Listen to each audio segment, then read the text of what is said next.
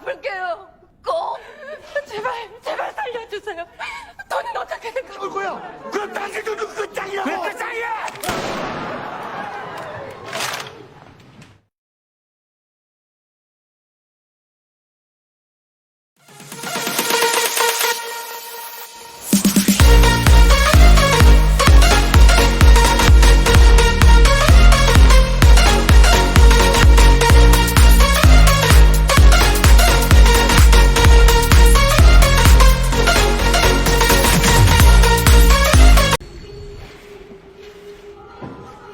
Episode 2 di film Squid Games ini dimulai dengan para staf dari permainan itu yang sedang merapikan banyaknya peti.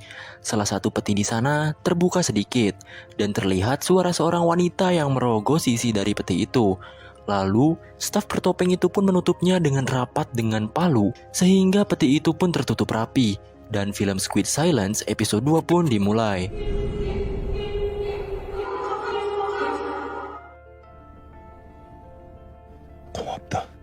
Terlihat orang-orang yang selamat dari permainan pertama sedang melamun dan trauma dengan apa yang mereka alami. Karakter utama kita bernama Gi-hun pun sama. Ia berterima kasih kepada Sang-woo. Sebenarnya Sang-woo adalah teman dekat Gi-hun. Istilahnya satu kampung lah.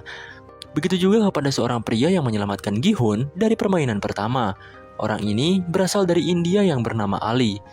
Tiba-tiba saja, gerbang dari ruangan beristirahat mereka pun terbuka. Dan ternyata mereka adalah para staf itu.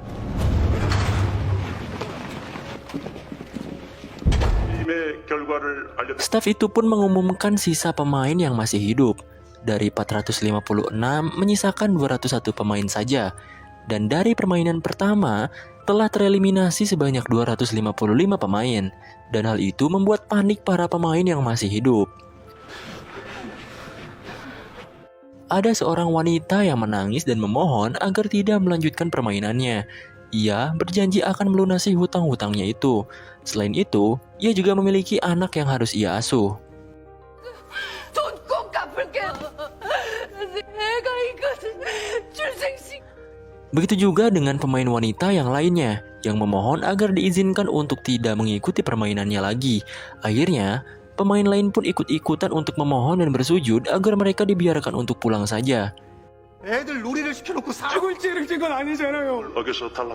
Para staf menjelaskan bahwa mereka bukanlah penagih hutang dari para pemain. Para pemain sendirilah yang memutuskan untuk datang, menyepakati perjanjian, dan bermain permainan di sini. Bahkan pihak staf sendiri tidak memaksa para pemain sebelumnya. Tapi lagi-lagi, karena trauma yang dialami mereka dari permainan pertama membuat mereka lebih memohon untuk tidak melanjutkan permainannya. Bahkan saking gak mau main lagi permainan itu, para peserta bilang kalau mereka tak dibebaskan. Mereka akan dicap hilang oleh kepolisian, dan polisi akan melacak tempat ini nantinya. Saat itu juga, para staf langsung menembakkan pistol peringatan, yang membuat para peserta panik seketika. 핸드폰 위치 추적이라도 해! 참가자 과반수가 Sang-woo pun memberanikan diri untuk buka mulut bahwasannya dalam pasal 3 dari surat perjanjian, yaitu bila mayoritas setuju, permainan boleh dihentikan. Dan staf tersebut membenarkan hal itu. Sang-woo pun meminta para peserta untuk mengambil suara, dan jika mayoritas memilih untuk berhenti, maka permainan akan dihentikan. 그만두고 싶은 사람이 더 많으면 Staf itu pun mewujudkan apa yang mereka inginkan. Para peserta merasa sedikit lega layaknya ada secerca harapan kehidupan. Tapi sebelum itu, staf tersebut mengeluarkan hadiah dari permainan pertama ke dalam sebuah wadah yang turun dari atas dengan indah.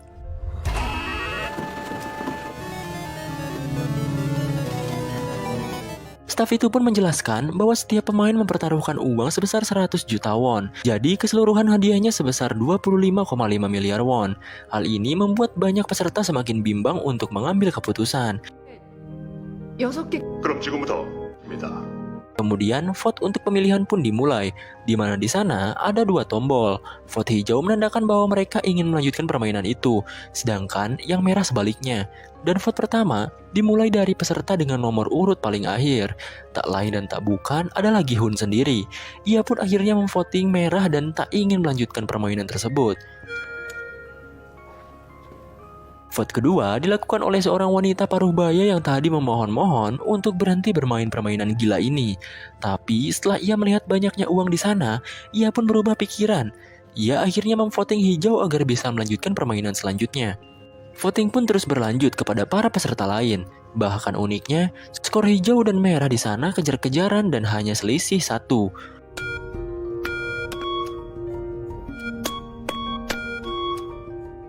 Saat Sangwoo mulai memilih, ia pun dengan pede memilih untuk melanjutkan permainan. Hal ini membuktikan bahwa Sangwoo benar-benar butuh uang. Para peserta pun malah berdebat satu sama lain. Menurut peserta yang memvoting merah, mereka yang memvoting hijau adalah orang-orang stres, di mana mereka mempertaruhkan nyawa mereka demi uang. Bahkan parahnya lagi, mereka tak memikirkan rekannya yang lain jika tereliminasi. Sedangkan di pihak hijau, mereka berpendapat bahwa walaupun mereka bisa bebas, mereka akan tetap hidup susah, dikejar-kejar rentenir, dan penuh dengan kesengsaraan. Makanya dari itu, mereka lebih memilih untuk melanjutkan permainannya. 너 혼자 죽어 이 새끼야. 다 집에 가야죠. 난 나가서 개처럼 살다 죽으려면 너 혼자 죽어. Staf pun bilang, apapun hasilnya dari voting ini adalah kesepakatan dari berdemokrasi. Voting pun terus berlanjut, di mana skor setiap voting benar-benar imbang dengan skor setiap pihak adalah 99. Orang terakhir pun dengan nomor urut 1 menjadi penentu hasil voting mereka, dan dia adalah kakek-kakek tua pengidap tumor otak itu. Ia pun mulai untuk memvoting.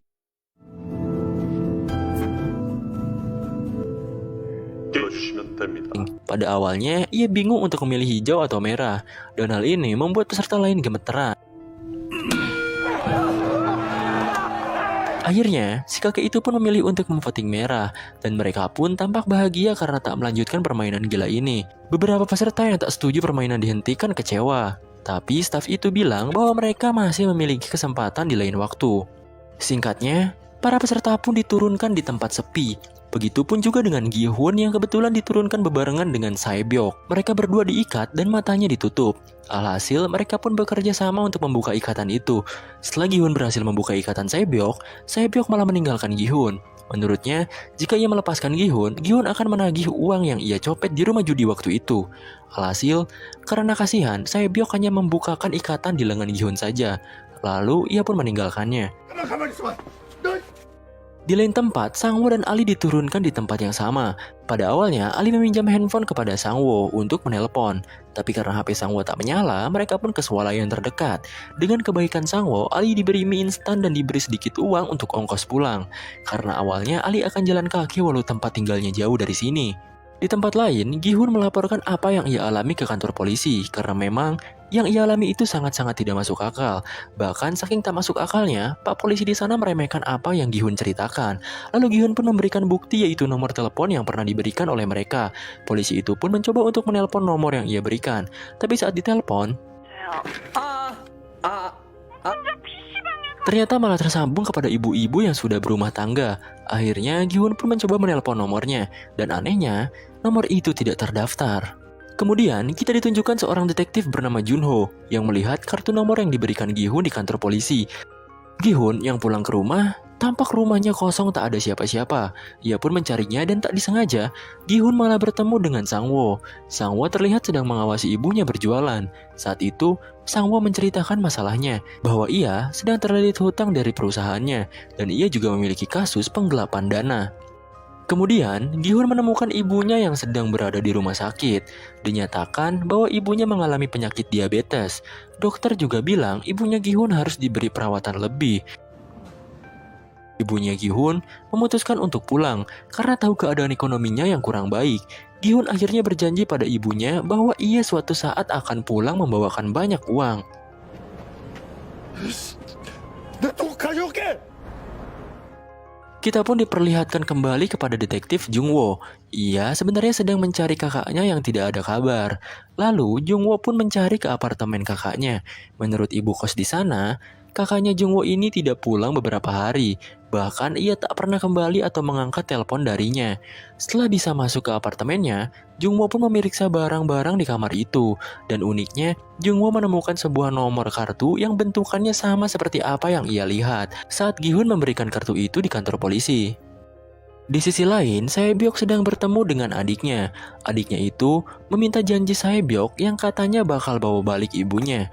Ia pun akhirnya berjanji kepada adiknya itu bahwa tahun depan mereka akan bisa tinggal bersama. Jungwoo akhirnya menemui petugas polisi yang pernah berinteraksi dengan Gi-hun. Ia akhirnya meminta alamat Gi-hun. Di sisi lain juga, Ali sedang mengunjungi pabrik tempat kerjanya. Ia langsung menemui atasannya dan menagih upah yang harusnya ia bayar selama bekerja di sana. Atasannya itu bilang bahwa dirinya juga tidak punya uang karena bisnisnya ini belum ada pemasukan. Bahkan katanya para pekerja lain pun sama belum dibeli upah. Ia pun juga beralasan sakit dan tak bisa ke rumah sakit. Tapi terlihat ada banyak uang yang tergeletak di meja si atasan ini. Ia pun mengambilnya dan memasukkan ke dalam sakunya sambil pergi beralasan ada urusan. Ali pun mengejarnya dan terus-terusan memaksa atasannya untuk membayarnya. Dan mereka akhirnya malah ribut adu pukul di mana si atasannya ini tangannya masuk ke penggilingan di pabrik itu. Ali yang melihat uang atasannya itu jatuh langsung mengambilnya dan berlari kabur cepat-cepatnya.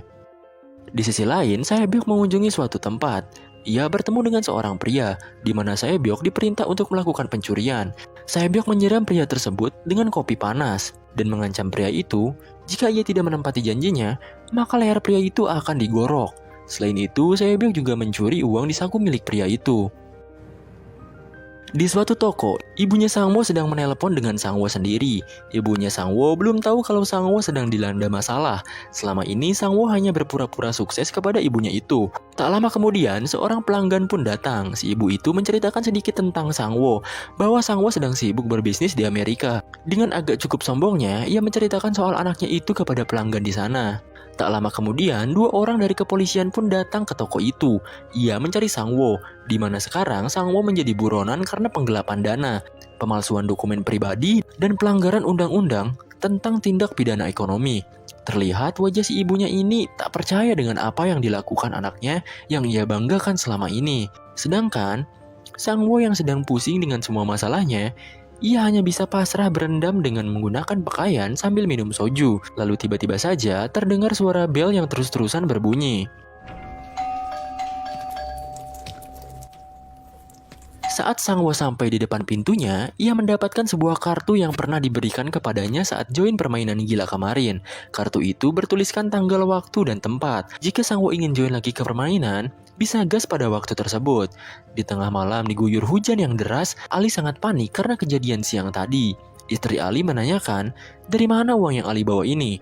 Ali hanya menyuruh istri dan anaknya itu pergi dan menyiapkan pesawat untuk pulang kampung.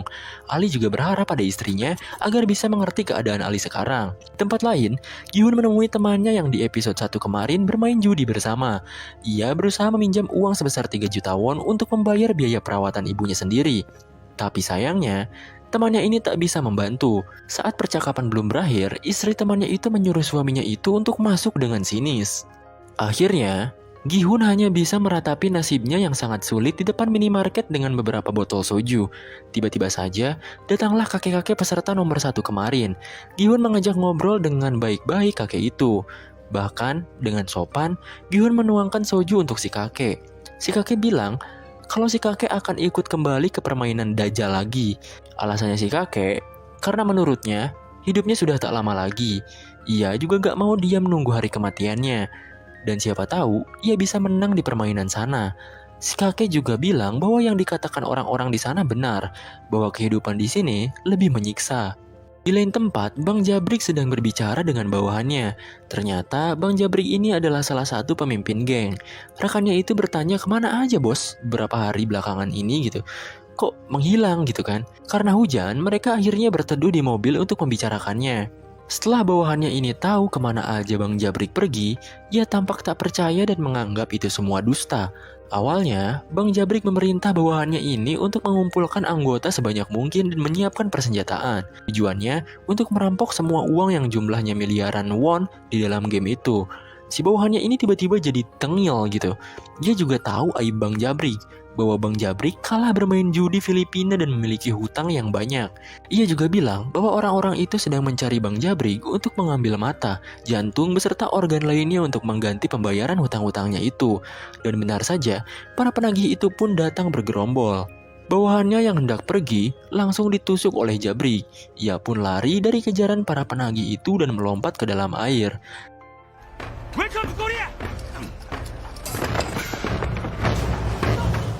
Gi-hun terus-terusan meminjam uang kepada orang yang ia kenal termasuk mantan istrinya sendiri. Ia meminjam ke mantannya itu sebesar 2 juta won. Tapi mantan istrinya ini bilang bahwa ia juga hidup pas-pasan dan tidak bisa membantu Gi-hun. Gi-hun meminta mantannya itu untuk pinjam saja ke suaminya. Karena gak tahu malu gitu kan. Mantannya ini marah besar kepada Gi-hun. 뭐 아빠 뭐? 쓰러졌어. 그날 죽었어. 내가 혼자 기다시피. 우리 왔어. Tiba-tiba suami sang mantan beserta anak-anaknya pun datang. Gi-hun langsung pergi meninggalkan mereka semua dan berpamit kepada satu-satunya anak Gi-hun ini. Gi-hun pun pergi dari tempat itu di tengah derasnya hujan. Tiba-tiba si suami mantan pun menghampiri. Dari hasil gibahannya bersama istrinya, suami baru itu memberikan uang yang Gi-hun butuhkan. Awalnya Gi-hun menerima dan berterima kasih. Tapi ia memberinya dengan ikhlas tanpa harus dibayar. Asalkan Gi-hun tak boleh mengganggu atau bertemu dengan anak dan mantan istrinya lagi. 자꾸 이런 식으로 부스 나타나지. 우리만 사전인 줄 알아. Pun langsung memukulnya saat ia sedang berbicara. Ia pun melemparkan semua uang itu kepada si suami mantan. Tak disangka-sangka, ternyata sedari tadi Gi-yong atau anaknya si Gi-hun melihatnya. Terlihat raut wajah yang sangat sedih dari Gi-yong karena keluarganya mengalami broken home. Detektif yang mencari kakaknya yang hilang itu pun mengunjungi Gi-hun. Ia bertemu saat si Gi-hun itu moodnya nggak baik. Jung-woo bertanya soal kartu dan laporan yang Gi-hun berikan pada petugas polisi. Ia datang kemari ingin tahu seluk-beluk apa saja dari semua ini. Karena kakak dari Jung-woo masih belum ditemukan dan ia menemukan kartu nama yang sama dengan yang dimiliki oleh Gi-hun. Karena Gi-hun moodnya sedang nggak baik-baik aja gitu, ia pun nggak bisa ngebantu Jung-woo saat ini dan masuk ke dalam rumahnya. Saat Gi-hun hendak membuka pintu rumahnya, ia pun mendapatkan kartu permainan itu lagi dan alhasil, Gi-hun akhirnya memutuskan untuk ikut kembali permainan itu dan menunggu jemputan dari staf yang akan datang. Begitu juga dengan Sang-woo yang ikut kembali karena masalah hidupnya rusak berantakan. Bang Jabrik yang juga ikut karena hutang ke orang Filipina yang numpuk. Sae-byok yang kembali ikut, si kakek yang sudah pasrah dengan hidupnya, dan juga Ali yang hidupnya juga kesusahan dan menimbulkan banyak masalah.